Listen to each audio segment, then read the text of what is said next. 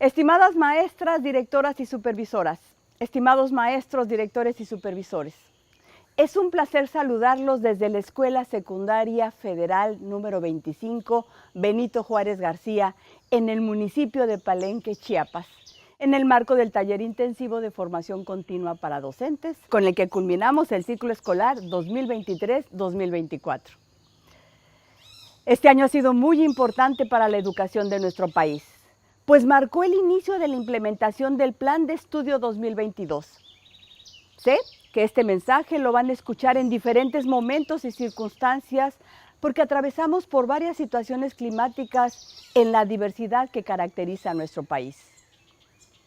Hemos sido testigos de su compromiso para concretar la nueva propuesta curricular a través del acompañamiento que hemos realizado a las sesiones de los consejos técnicos escolares. Hemos recorrido más de 60,000 escuelas de educación pública inicial, preescolar, primaria y secundaria a lo largo de este ciclo. Casi 8,000 escuelas durante cada sesión. Sepan ustedes que hemos tomado en cuenta y sistematizado sus apreciaciones y opiniones de todo lo que discuten en los colectivos escolares. Destaca el fortalecimiento del trabajo colectivo, la toma de decisiones colegiadas y el ejercicio de la autonomía profesional para la construcción del programa analítico y la planeación didáctica. Algunos de los elementos que los colectivos docentes consideran necesario profundizar son la evaluación formativa, la función y el propósito de los ejes articuladores, el proceso de contextualización de los contenidos que atiendan a la diversidad de cada comunidad y la distribución de los contenidos a lo largo del ciclo escolar. Esto significa conocer más y mejor el plan de estudio. Acercarnos a las maestras y los maestros nos ha permitido escucharlos para comprender que sí hay un cambio de paradigma educativo. Así lo expresa, por ejemplo, la maestra del municipio de Tlatacuitepec, en la Sierra de Puebla, que nos dice: tengo claro lo que necesito enseñar a mis alumnos y sé que puedo hacerlo desde la realidad de esta comunidad.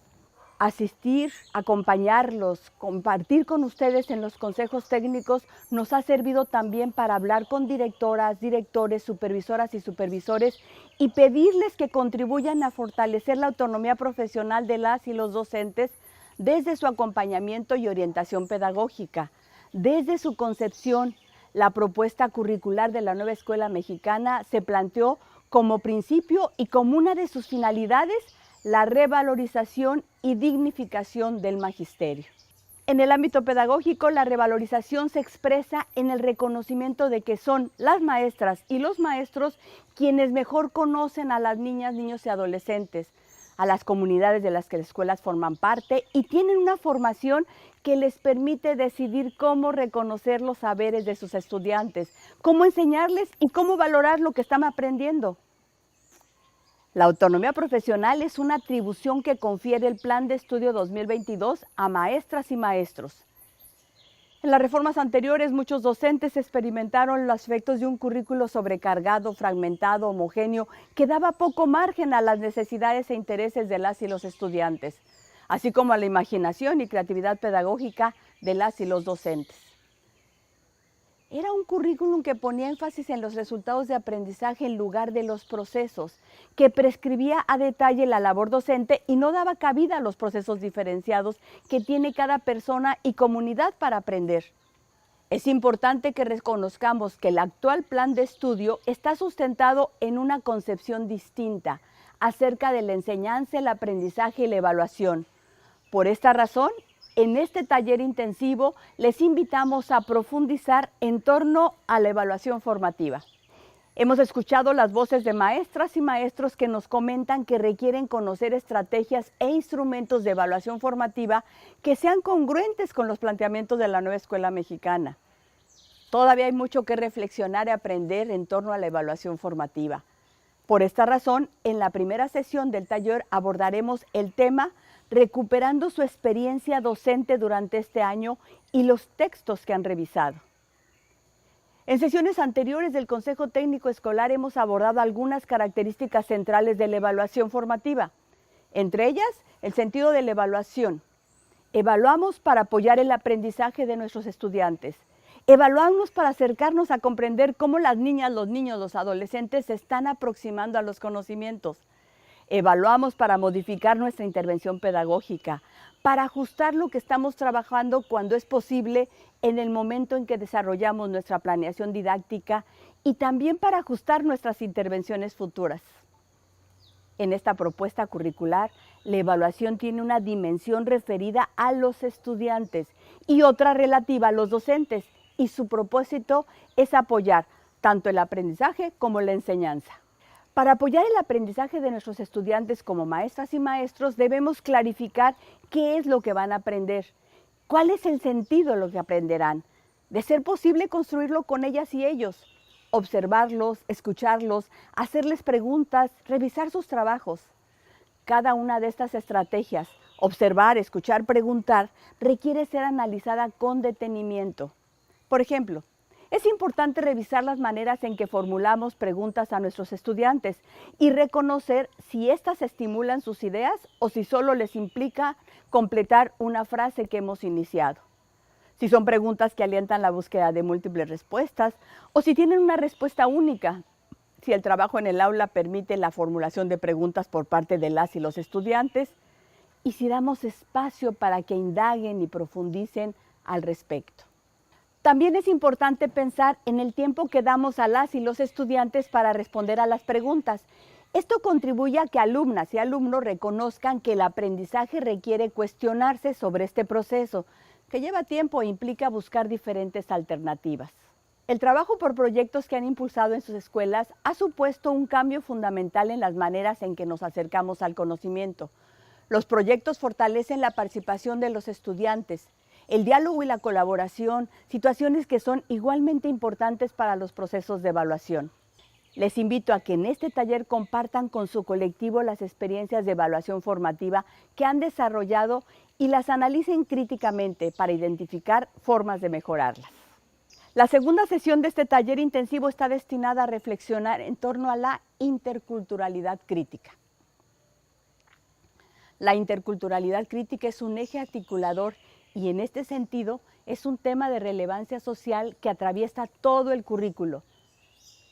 Nos brinda una perspectiva ética para aproximarnos a los contenidos y nos exige analizar la realidad con una mirada crítica para encontrar situaciones de enseñanza que permitan a niñas, niños y adolescentes otorgar un significado personal a lo que aprenden.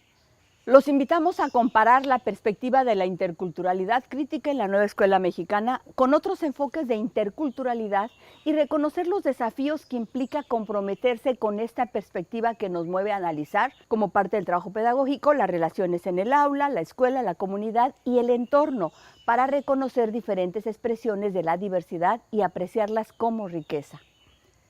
Se trata de analizar críticamente las relaciones sociales para identificar a los grupos que no son considerados, que no son escuchados o a quienes no hemos dado oportunidad de expresar su identidad, saberes, lengua o cultura.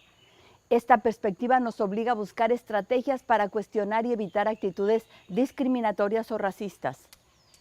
La reflexión y análisis sobre este tema nos permitirá profundizar sobre la función y el propósito de los ejes articuladores, su papel en el proceso de contextualización de los contenidos que atiendan a la diversidad de cada comunidad.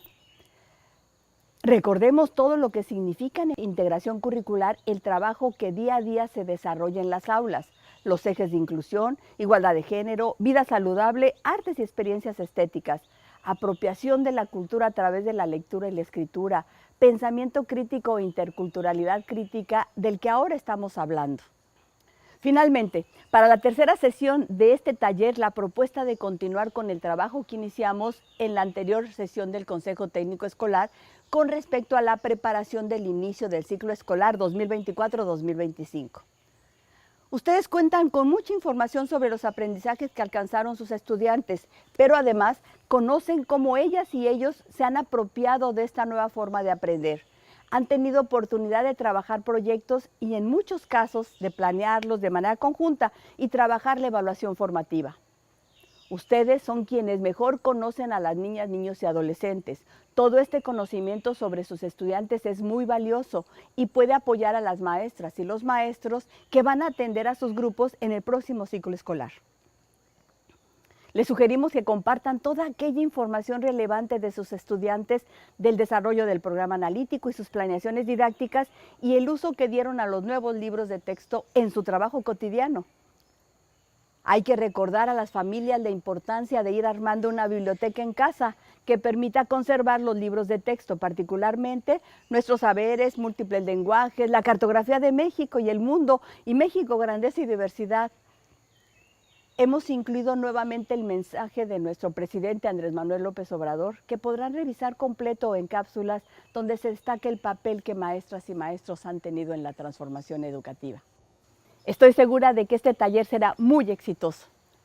Les deseo un feliz receso escolar. Gobierno de México.